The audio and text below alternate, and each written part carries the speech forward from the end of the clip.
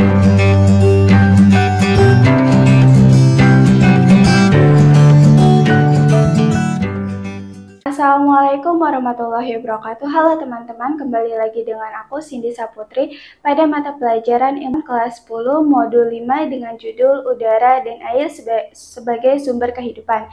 Nah, di kesempatan kali ini kita akan melanjutkan pembahasan unit 2 yaitu tentang air untuk kehidupan.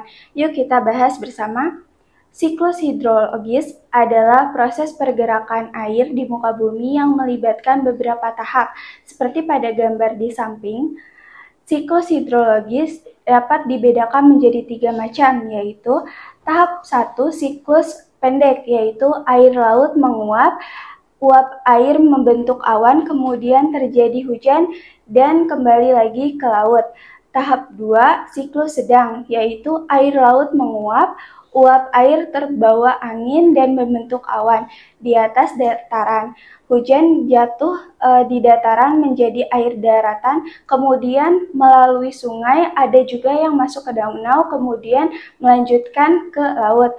Tahap 3 siklus panjang, yaitu air laut menguap, uap air terbawa angin dan membentuk awan di atas dataran hingga ke pegunungan tinggi. Jatuh sebagai salju dan mengalir ke sungai, ada juga yang melalui danau, ada pula yang masuk ke dalam lapisan tanah menjadi air tanah, selanjutnya kembali lagi ke laut lagi. Air tanah sebagai sumber kehidupan, macam-macam perairan darat. 1. Air tanah. Air tanah adalah massa air yang ada di dalam permukaan tanah. Wujud dari air tanah adalah air yang tersimpan di dalam lapisan tanah dan hanya bisa didapatkan melalui penggalian ataupun pengeboran. Nah, air tanah digunakan untuk berbagai keperluan pada zaman dahulu ataupun pada zaman sekarang. Nah, pada zaman sekarang lebih banyak dikeluarkan melalui sumur bor ataupun pengeluaran air tanah dengan penambahan secara alami akan menyebabkan terjadinya tanah amblas, sebagai contoh pada gambar berikut yaitu sumur bor. 2. Sungai. Sungai adalah bagian dari muka bumi yang sifatnya menjadi tempat air mengalir. Sifat yang dimaksud adalah bagian permukaan bumi yang paling rendah bila dibandingkan dengan daerah sekitarnya.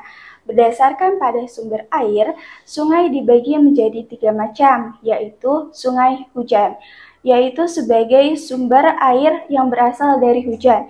Kebanyakan sungai di Indonesia termasuk Sungai Glester, yaitu sungai yang aliran airnya berasal dari es yang mencair. Sungai ini didapatkan di daerah beriklim dingin ataupun bersalju.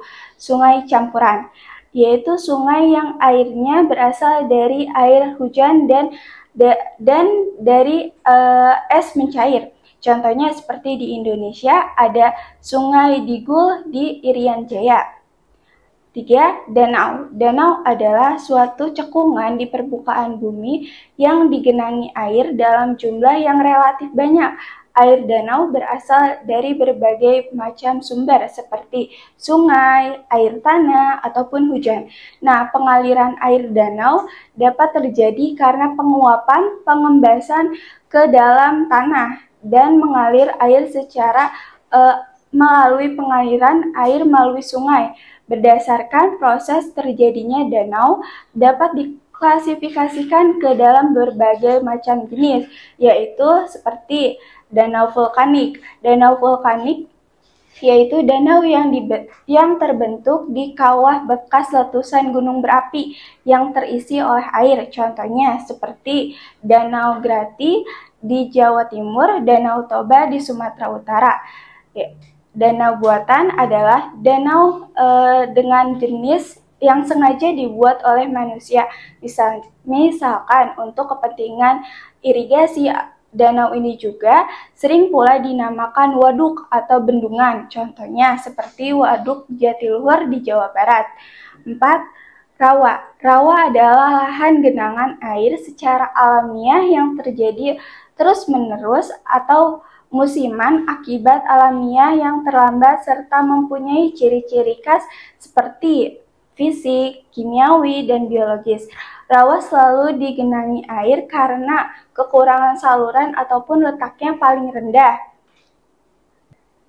Manfaat perairan darat. 1. Sebagai sarana irigasi ataupun pengairan untuk lahan pertanian dalam rangka mengaliri sawah yang dikelola oleh masyarakat. 2. Sumber pembangkit tenaga listrik ataupun PLTA yang dibangun baik pada sungai berarus deras ataupun air terjun, waduk ataupun yang sengaja dibangun untuk pembangkit listrik. 3. Sebagai sarana transportasi yang mudah, yaitu sarana perahu ataupun kapal feri. 4. Keperluan domestik masyarakat seperti untuk mencuci baju, mandi, memasak, serta berbagai kebutuhan keluarga lainnya. 5. Sarana rekreasi dan olahraga, misalnya seperti sungai dengan arus deras dan terjal untuk arung jeram, danau atau waduk untuk olahraga dayung, serta keindahan pemandangan untuk refreshing. Nah, sekian pada pembahasan kali ini. Sampai jumpa pada pertemuan selanjutnya. Wassalamualaikum warahmatullahi wabarakatuh. Kunjungi sosial media lainnya seperti website kami di pkbmalkota.com, Facebook PKB Malkota Manunjaya, Instagram PKB Malkota _official. Dan terima kasih telah klik video ini. Jangan lupa like, comment, share, and subscribe untuk menunjukkan dukungan kamu terhadap channel ini. Enjoy the video, PKB Malkota.